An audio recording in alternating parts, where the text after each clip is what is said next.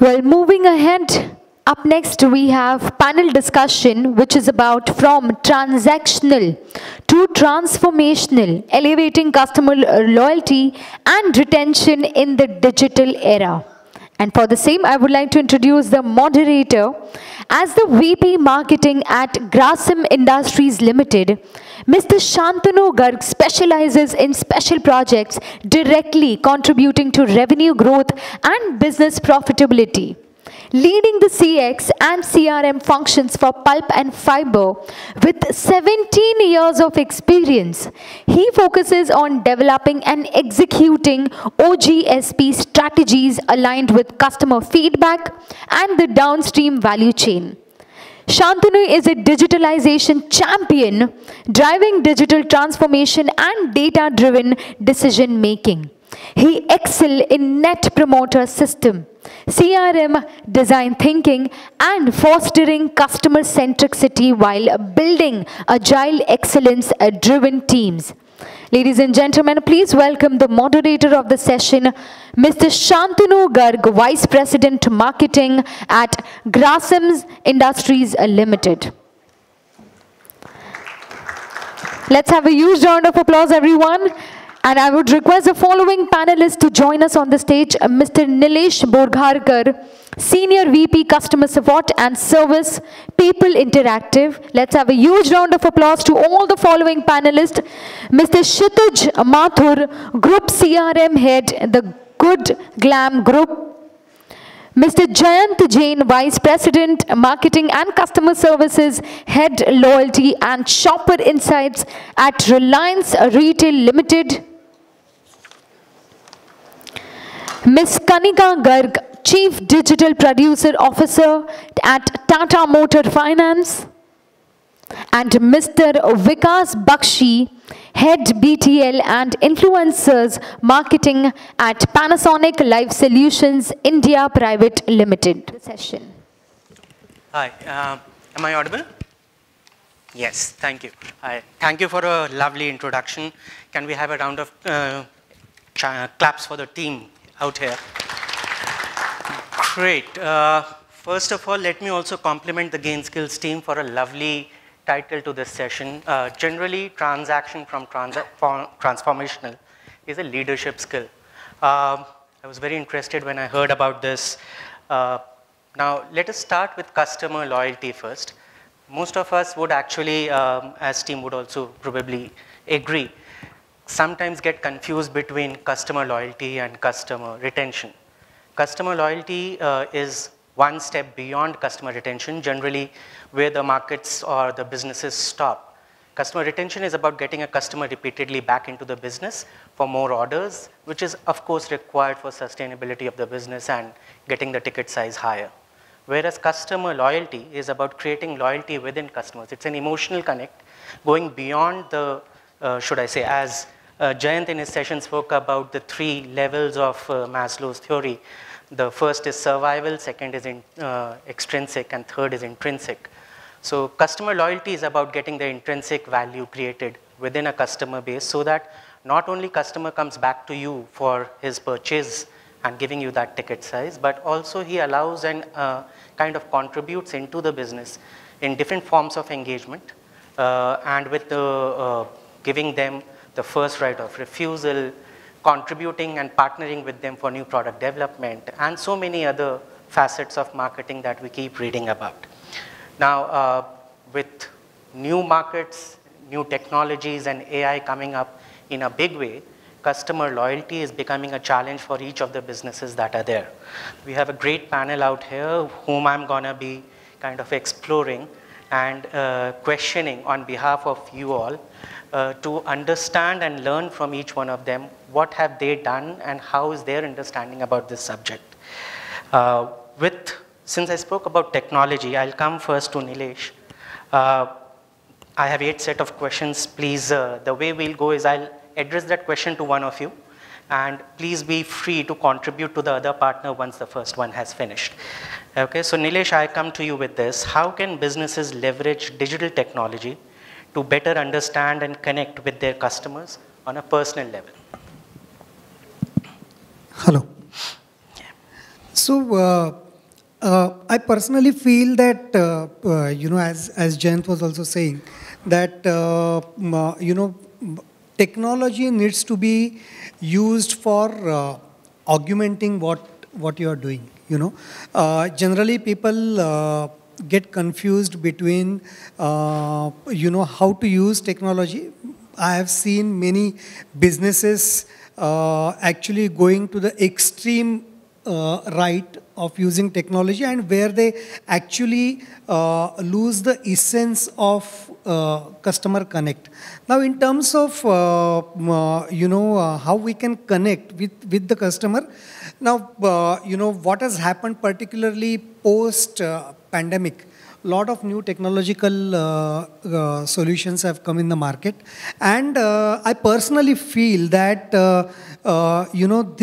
this particular period is very exciting period, because with the help of all these technologies, you can engage more with your customer. One is finally data is everything, right? Data means, they say that data is new oil. So with the technology, right from the stage of acquisition, where you can gather more information, and obviously more information means more conversion. More engagement means more conversion. And therefore, I feel that, all these technological interventions like, chatbot, or voice bots, or email bots for that matter, plus RCS, WhatsApp communications. All these can be used in a, I'm saying, in a measured manner, in a controlled manner, to reach out to your customers. It used to happen before that, your customer used to reach out to you between 10 to 6. Or you were reaching out to customer between 10 to 6. Now that era has already gone. And we are not talking about contact centers anymore. We are talking about your organization being connected with the customer 24/7 with the help of technology. And then the technology can be used for anything. When you are talking about engagement, you can educate customer. You can educate them so that they can get converted in future. So likewise, there are many examples. I would like to give you one very, very good example, not from my organization, but I was blown away with that. So what happened is, I'm a very big fan of Kishore Kumar. I think all of us you are aware. So, Ola has this service, Ola Premier. And in Ola Premier, while traveling, you can actually use their entertainment panel. So about a month back, I was traveling, and at that time, I was listening to some Kishore Kumar numbers. And then my destination came, I got down, and it ended there. Cut to last week, I was attending another conference, and it was a tiring day. Full day I had conference, post that some engagement session and all. It was almost 10:30, 11 o'clock, and I called for Ola. I got inside, and post giving my OTP, what popped up was, hey Nilesh Borgharkar, you left out at this song. Here is playing the next number. And it was so good, it was so beautiful, means it is like how much hyper personalization one can do. Now, that is the kind of beauty today's technology has. Tomorrow definitely, instead of going to Uber, I'll first consider Ola because of this kind of experience. So since we are talking about retention and loyalty, these kind of experiences go a long way. Yeah, pretty well said. Actually, I remember one of my panelists earlier speaking about the fact that margins are in memories. So that memory creation, I guess, that is what you're speaking of. Great. I'll come to Vikas next to you. The question I have for you is a little connected in a segue kind of thing.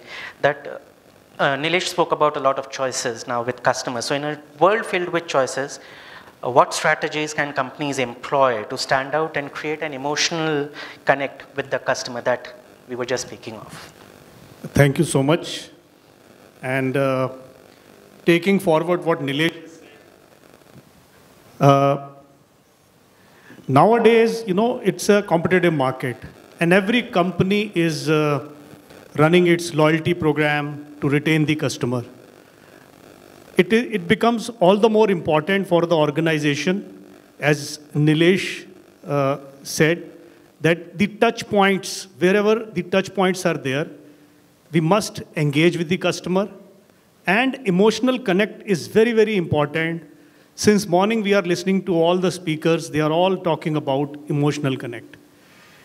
In every MBA book, the first chapter is PR, public relations. So I think in our businesses also, the organizations which are following the relationship management with their customer, ensuring that the customers, existing customers are happy, because those customers will become the brand ambassador further on. And to make them happy, organizations are going out of the way and giving them, rewarding them, recognizing them, asking them their satisfaction. Even in after-sales service, companies today, in today's competitive environment, cannot afford to annoy any of the customers. So I think the strategy what all companies should adopt is connect emotionally. Mr. Joshi gave a very good presentation where he has showed us how water is showing the emotions. Water has emotions. In human body, 70% is water. In our brain, it is full of water. So I think it is all the more important for organizations to follow these practices and also thank, gratitude to all the customers who have made the organization run. So I think I'm a firm believer from last 35 years in the industry, my salary is coming from my customer. So customer is the boss, and we have to, all functions should actually evolve to make sure that the customer is happy, satisfied, and even if new customers are added, we should not allow the existing customers to go out of our hand. Companies like us, where we are working, I think Panasonic, when we talk about, suddenly the name defines that it is company with from Japan and it is having those appliances.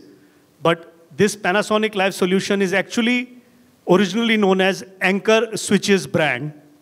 And Anchor is a 60-year-old brand in the country, which is having the legacy of 3 generations working as the customers in the customer domain. And our customer feel proud to be associated with us. That's the kind of connect our company has made so far. So it's a good learning for me also working in this organization. I think I have answered your question, sir. Yeah, thanks, Vikas. Thank you. In Aditya Birla Group, we had a term that we used called bostomer. So boss, your customer is your boss. So we actually coined a word called bostomer. And we said bostomer is there in every board meeting. The main chair is there for that person just across the chairman. Because at the end of the day, chairman is answerable to this customer. I guess, Jayant, you wanted to share some thoughts as well on this. Yeah, just to add to this, see, we are all operating in markets which are now maturing. Is it audible? Just to check. Yes. Can all hear, right? Yeah. So,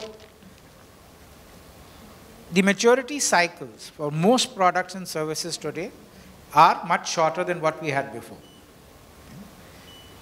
It's become essential that you differentiate your offering much more than what we required to do 10 years back or 15 years back. Technology allows us to do this in terms of, see, when you talk about technology, what is technology doing in this field? One is it is helping us to collect data about our customers. Analytics at the back end helps us to understand who or what that customer is and what their needs are, what the need gaps are. And then to be able to effectively communicate with them. So this technology allows me, one, to get information in and get my communication out. Right? That's where the technology supports us. But with the fact is that when we invest in these systems, in these processes today, we are expecting to have a life cycle which is 4, 5, 7, 10 years. But the customer's expectations and what the customer is doing is changing much faster. Products themselves, the life cycles of these products are much. You take any service product today, virtually 2, 3 years later, a completely revamped, rehashed service is available. Whether you look at BFSI, whether you look at anything, let's take automotives. Okay? Are you driving virtually the same kind of car that you were driving 5 years back? Is a car exactly what it used to be earlier? Our colleague from Tata Motors earlier was talking about having sunroofs. Okay? Nobody wanted to pay for sunroofs. Today you are paying for them, virtually not using them. You are getting into an area of EVs. The faster the change, the greater would be the change in expectations of the consumers. Now, if we are not able to meet up with this, move fast enough with this, we are going to be left behind and we are not going to survive. So technology, which has been in itself changing so fast that we, as technology users and then providers, are not able to keep up with this. This is a huge problem for us.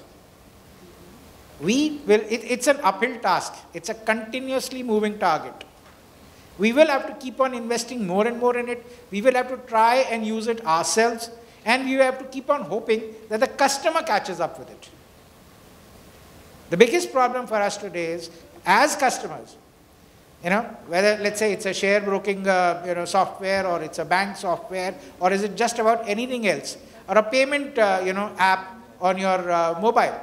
By the time you become comfortable in using it, it's changed. Typically what the consumer says, what the hell?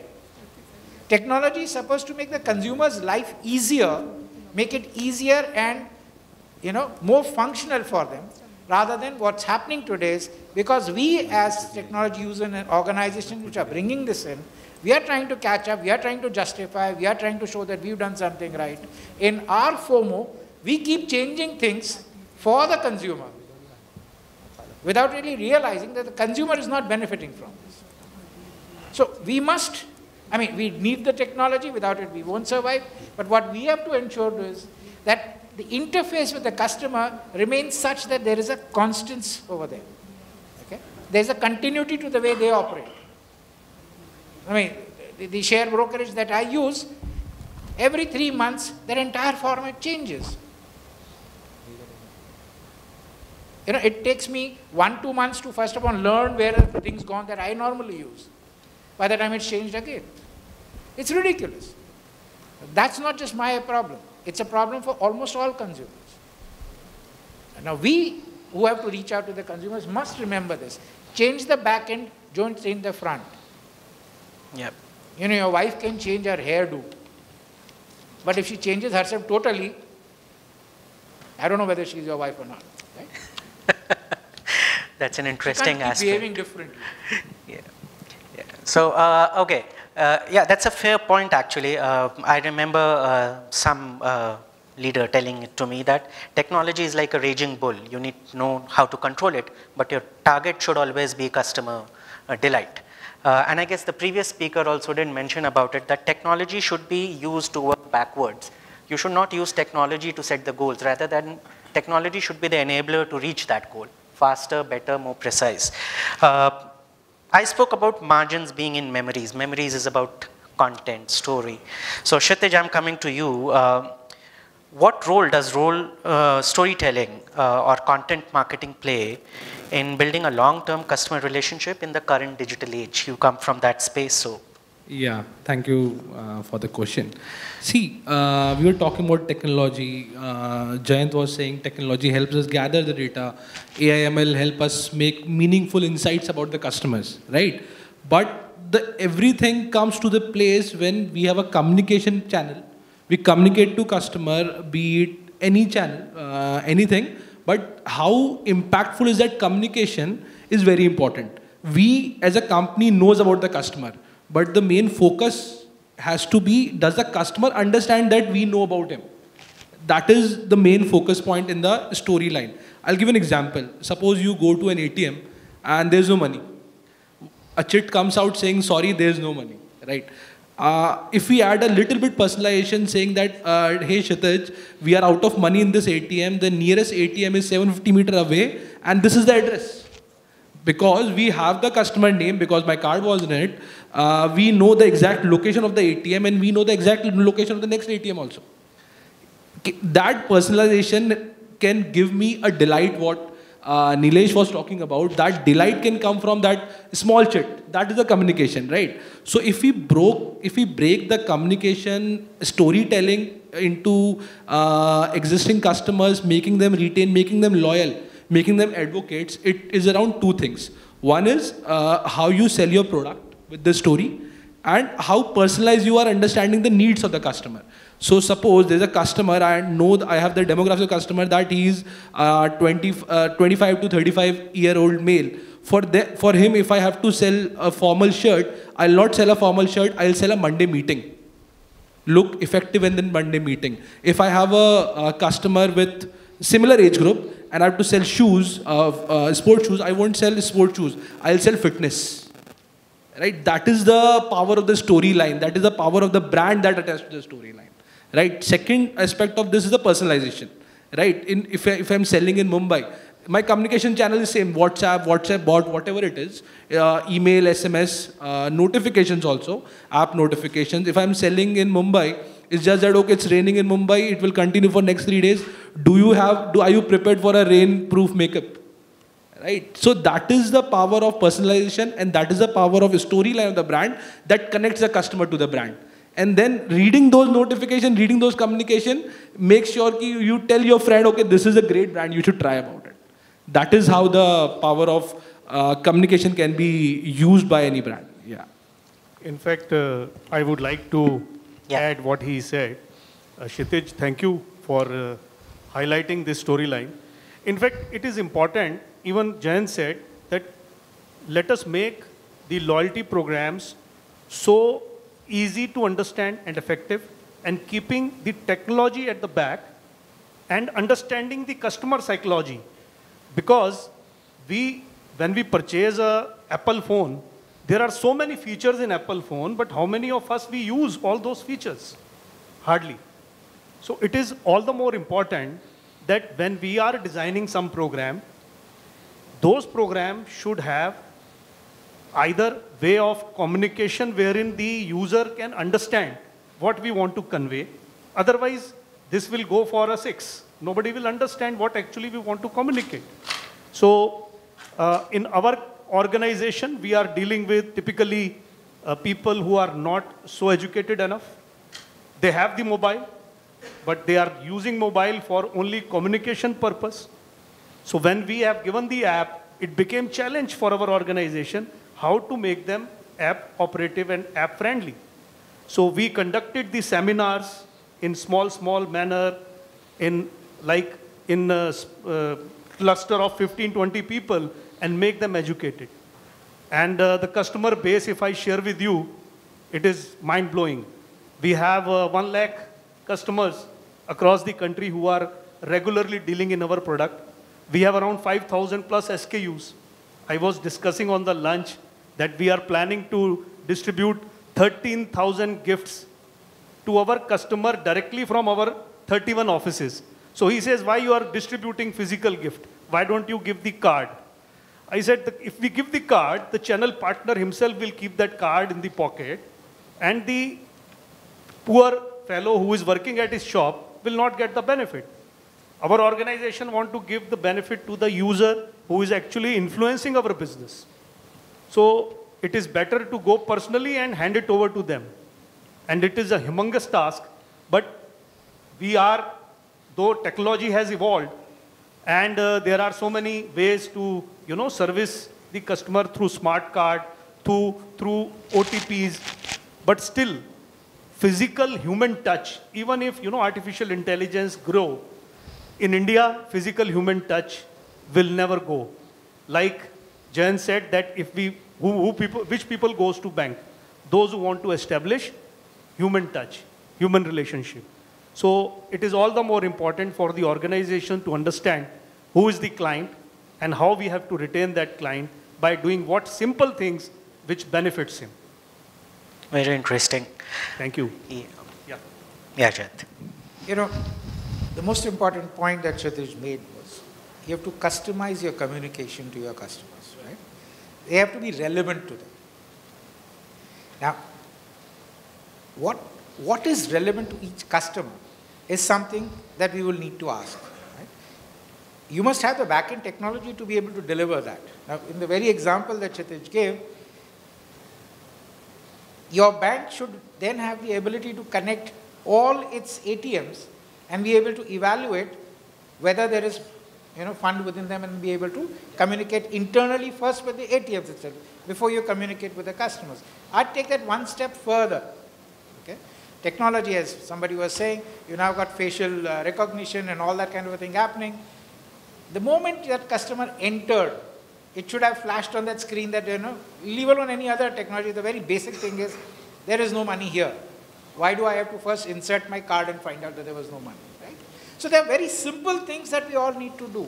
Keep the customer in mind and design your things accordingly. It will work out much better.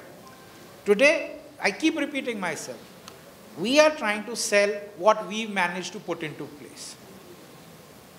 Earlier, when companies used to manufacture things and whatever, it always used to be a seller's market. You waited for 7 years to get your car, you waited 17 years in the early 70s and 80s to get your first phone. So that kind of thing has remained with us. We still tend to try and do it to our customers. Just because I have put it into place, just because I can reach out to you, I will do that. I may have the ability to reach out 24/7 to my customer, but I don't have to do it. Let the customer come to me when he or she wants it. Information today is available to customers. They will find that information. It's our job to make it available to them as and when they want, not when we want to send it. Okay? Not each time she opens her email or gets onto an app, our messages pops across. Wow. Are we making them happy? Are you happy? How many emails do you get in a day? How many times do you get these pop-ups? Is that the right kind of communication that we are doing? Technology is insidious. Don't do anything on your phone, don't search anything, just leave it there. And just like Siri, your phone is all still listening to you. Talk about New Zealand and you'll start getting, package deals and, tickets for New Zealand, all kinds of things will keep popping up. That's how insidious technology has become. But are we breaching that space that is there as the customer's own private space in doing this? Is this what we were supposed to be doing? Think about it. So, great. Jayant, you have actually brought me to my next question, which is to you. Then you spoke about, are we really breaching into the customer space? There's a large debate that is happening across the world right now about privacy versus personalization. What's your take on that? See, to continue from where I just left off. Technology being insidious, we can reach out to the customers. We can get data about the customers. Sometimes we have more understanding about where the customer went, what she did, what he bought, much more than the records that the customer keeps. That Orwellian big brother is no one else, it's us today. We've got more information about customers than they have. And we can pervade their privacy as and when we want. This whole question about what is their private space what is their data that they may or may not give, right? We have forgotten that there is a concept of informed consent, not implied consent. People who sign on to an app, they don't read the 300 lines of microscopic lettering that you've put in as your terms and conditions. People tend to simply say, yes, I accept at that point in time. Does that give you the right to then invade their personal space, collect data about them, and use it in any which way that you want to use? What site you visited, honorable, dishonorable, whatever, doesn't matter. Where you went to purchase, where you went in a geographical location, all of this is being tracked and kept behind. Our excuse is, it allows us to design things better for you as a customer so that we can offer you the right things at the right time. And yet we are never able to offer the thing that the customer finds convenient, memorable, or usable. So when I've been trying to say this to the room, that we are going to fail because of all the things that we are doing, is entirely because of this. Governments are wising up, NGOs have caught on to this, and people are beginning to realize. When they get something for free, who's the product on sale? It's the customer and the customer's data. Just because I can collect it, just because I can analyze it, doesn't mean that I have to do it. We as corporations must behave more responsibly and respect the privacy of our customers. Only use what we necessarily have to do, and that too from a perspective of benefit to the customer and not benefit to myself or my organization. That's really interesting. So that brings me to a white paper I was just reading this morning. It spoke about this lady called Jain somewhere in Europe who had a breakup with her boyfriend, going off the topic a bit. And she, of course, went on this dating app, Tinder. I guess each one of you know about it. And she wasn't getting the right matches in a way, right? And European data laws are rather strict and much more evolved. She wrote to Tinder. She wanted to see what data does Tinder have about her, because she wanted to explore why is she not getting the right matches. After around 8 weeks of her persuading, she got around 1,200 pages of data, which Tinder had collected about her in a period of 3 weeks. That's it, right? And things which she didn't realize were true about her. What kind of food did she like? What kind of areas did she like to go? What was the time in the day when she used to have a coffee? What was the time of the day when she used to walk up to a lounge, a specific lounge, and that kind of data. That is the level of, should I say, privacy invasion that is happening today. Just one more, let me add a point to that.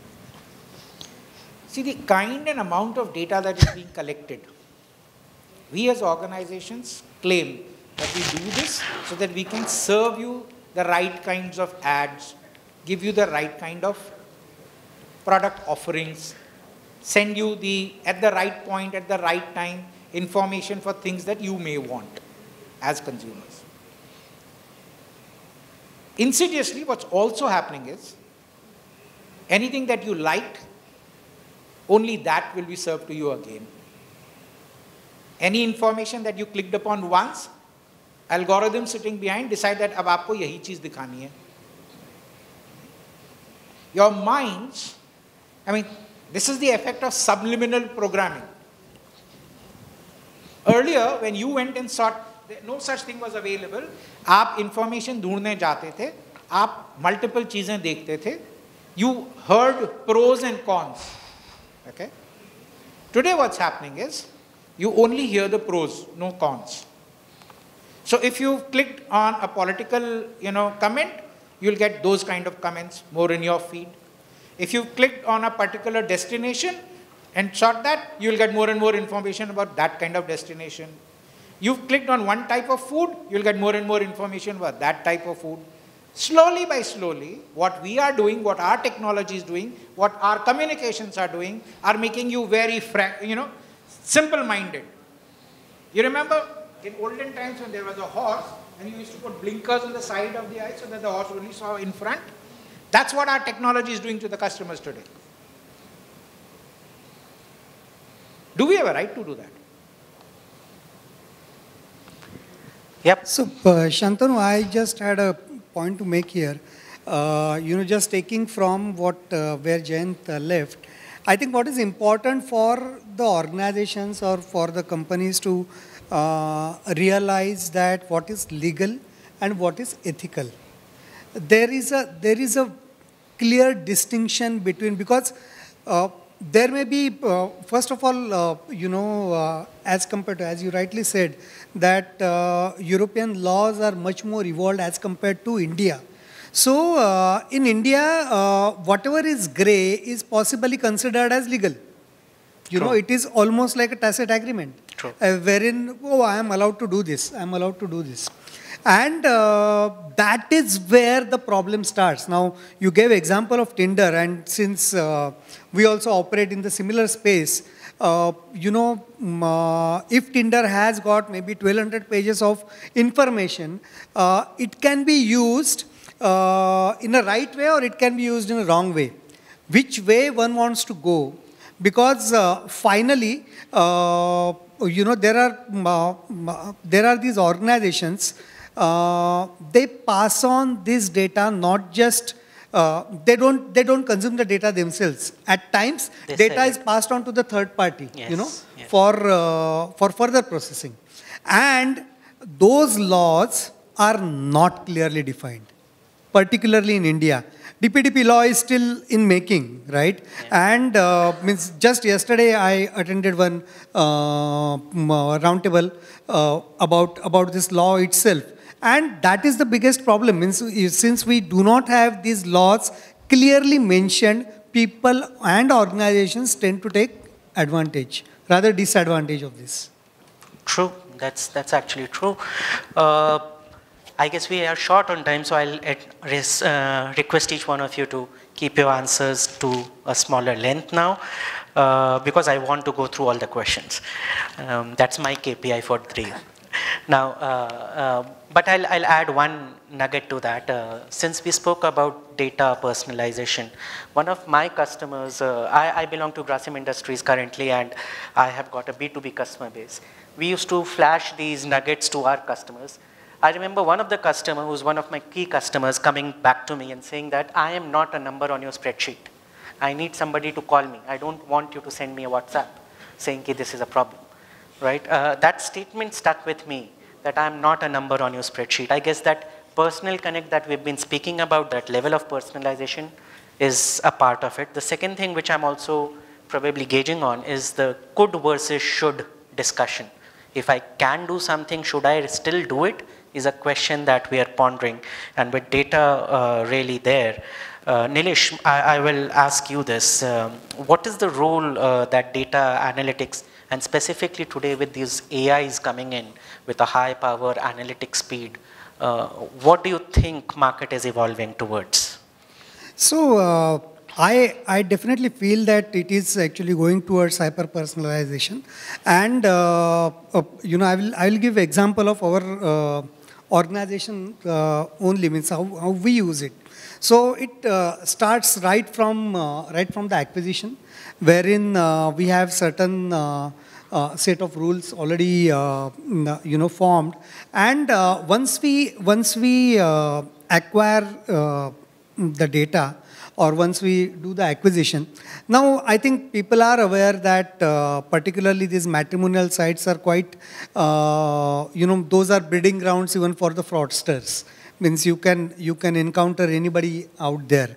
Now, we have a self-learning process already in place, wherein, certain kind of behaviors have been tracked over the period of time, and not just behaviors, along with that, all their device IDs, their device fingerprinting, their IPs, everything. So whatever we find, our system identifies, immediately it gets caught, and it is blocked, so that person doesn't come on the site. Once the person comes on the site, depending on the machine identifies which language that person speaks. Accordingly, that person will be called. Our contact center will connect linguistically. There also, we call them only if the person has ability or propensity to pay. Otherwise, that person becomes our free member.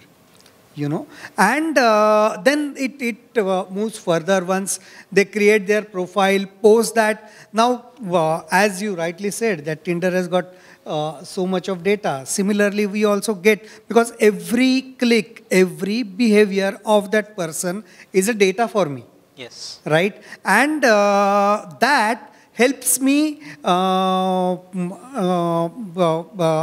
to identify a right match for that person. So all these are algorithms, all these are self-learning algorithms we have already put in place. So that helps us to a large extent in matchmaking. It's interesting, and because for the audience here, he's the legal Tinder of India. It's shadi.com, because I was just realizing it's not there. So yes, you have a lot of private data of people, and that can be used in various nefarious ways as well.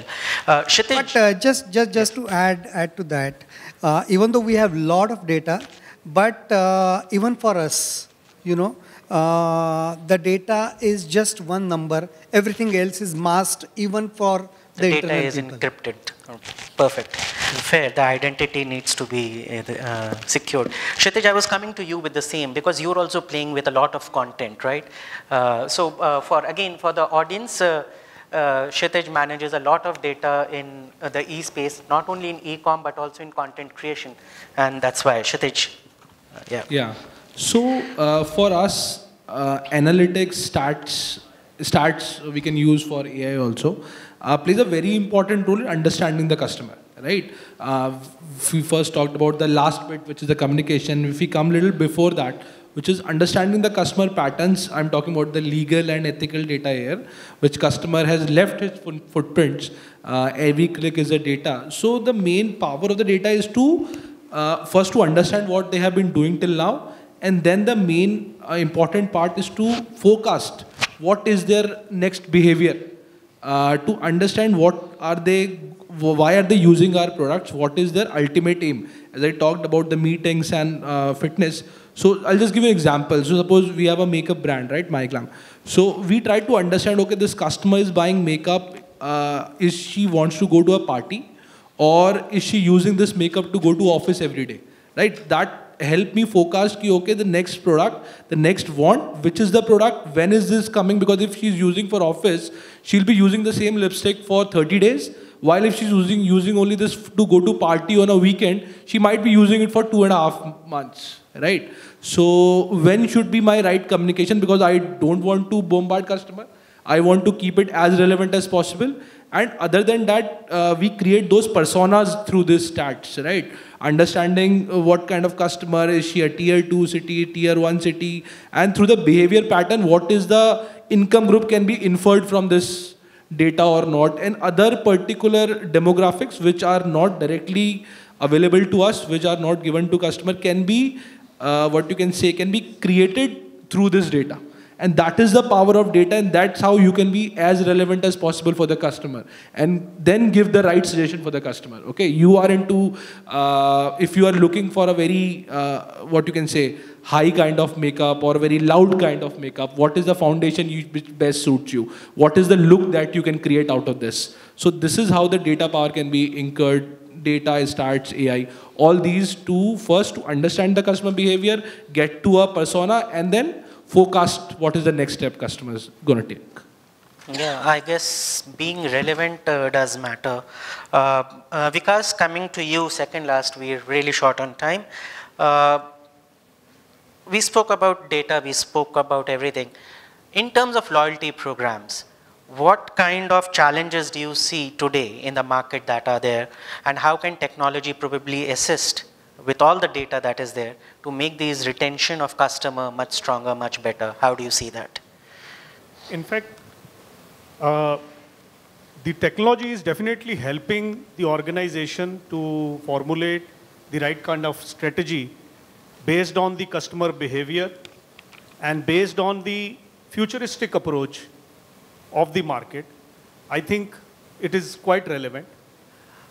We as an organization, we are working on both the things because we have a customer base which is not having knowledge about the product, what we make. So influencer may play a very major role. Who are the influencers in our business? Is the electrician. Because we hardly know that what kind of load my device will take. It is the electrician who guide us that what kind of wire we use, what kind of switch we use, and what kind of circuit protection devices one should use in the house. Normally, we get the house in major A-class cities made by the builders. But still nowadays, Vastu people, they guide the people that it is better to change the direction of the study table of your child, and then they change the entire switchboard from where the builder has given to the other location. Maybe somebody, Vastu guy, will tell you that in kitchen also you have to change certain things. So there the replacement of that product comes, and there the role of that influencer comes. Yeah. And the influencer who is guiding the customer is not that educated enough. They are not qualified engineers. They are not being certified by any organization that they are the certified electrician. So it becomes all the more difficult for organization of our status, wherein how we can, influence them to motivate the customer to recommend our product. Interesting. We can always go to the builder, which is an organized sector, electrical consultant, architects, interior designers. There we can, approach them and teach them what are the right practices. We can engage loyalty program with them. But as far as this electrician lobby is concerned, it becomes challenging for us.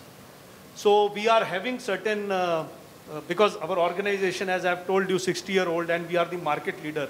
Retention of high market share is also becoming a challenge because there are so many small companies are coming up every year. And very recently, this startup domain, wherein every year we have around thousands of players coming in our industry. Even influence of China market is also there.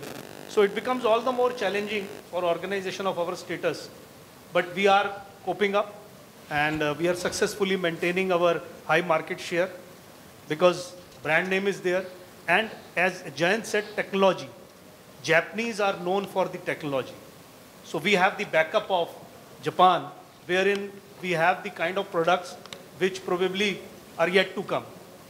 For your information, bullet train is coming from Japan.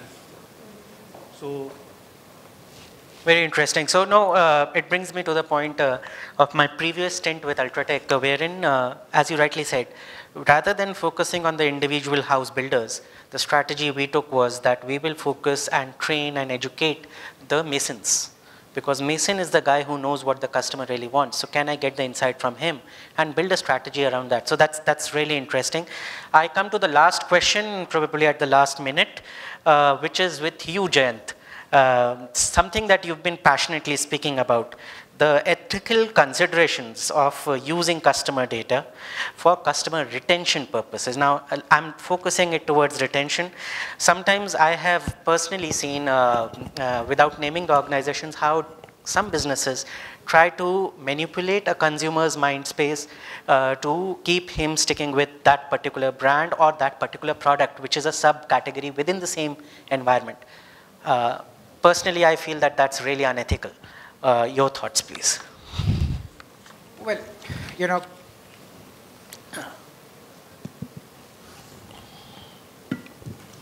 I think the time's up, so. Yes, they're telling us to just cut it. So, for companies to want to retain their customers, shopkeepers to want to retain their customers is not unethical, right? It's their business. Their livelihoods come out of it. So it's perfectly fine to understand that they want to do this. How you go about doing it is where the entire question of ethics comes in. I'll take a little bit of counter statement to what Kshitij said. A lady once, buys, let's say, bold makeup once for a particular occasion, and now you keep offering just that to her. What if she wants to have a completely different kind of a makeup on a different occasion? You can't have one pill for all ills, right? Now, what we are doing with people's data and their information without their permission, that is unethical. Wanting to retain a customer is not unethical.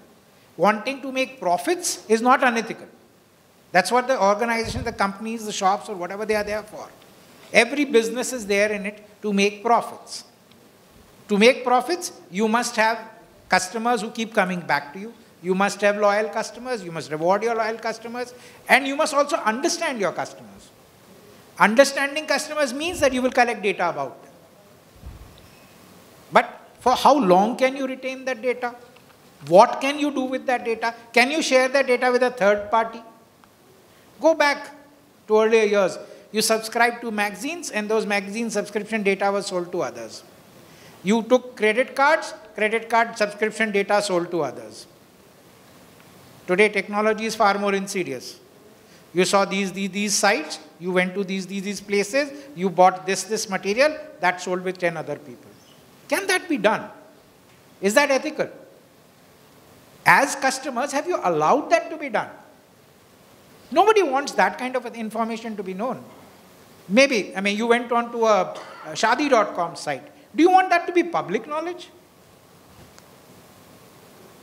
Let's say, a widow wants to get remarried. Does that become public knowledge? It's so many things that you do are very personal to you. Would you share that with your neighbor? Would you share that with your colleague? You are not doing that, you won't allow it, but the people who collected the data are making it available. The question of ethics is, where do we stop? What are we ready? Technology has allowed me to collect all that information. Right? It's a question of ethics now. Also, laws are getting tighter. Very frankly, when somebody said that, these laws are not there and people, it's gray areas. The simple principle of law is not having, ignorance of law doesn't allow you to break it. Laws have been there, laws are there, different laws can apply. We've been merrily breaking them and getting away simply because the system is not tight enough to catch it and persecute. A failure of a law and order system doesn't mean that it gives us the permission to do something unlawful. Ethics is something that each one of us will come to us from our own value systems, which is why I was touching upon it earlier. What is the value system that we subscribe to? Are we essentially honest people? Are we essentially decent people? Or are we cheats? Are we ready to fleece and do anything to our customers? Anything goes for profitability? Fine. And then that's one kind of organization. Where you will restrain yourself and you will be ethical and you will follow laws, and more than laws, you will follow morality, then that's another kind of an organization. It's up to us to decide what kind of an organization we are. Yep, I guess the bell is there. So I'll end it with something that I read in Mahabharata, right? Something that Jayant and I guess each one of us have been saying, that if you have the power, should you still use it? What Krishna said to Ashwatthama when he used Brahmastra, that just because you have that power, it's not necessary that you use it. It can lead to further destructive outcomes. With that, we have time for questions if somebody wants to have. We can take one question because ma'am is standing really on our heads. Is there any question or should we end? I guess we can end.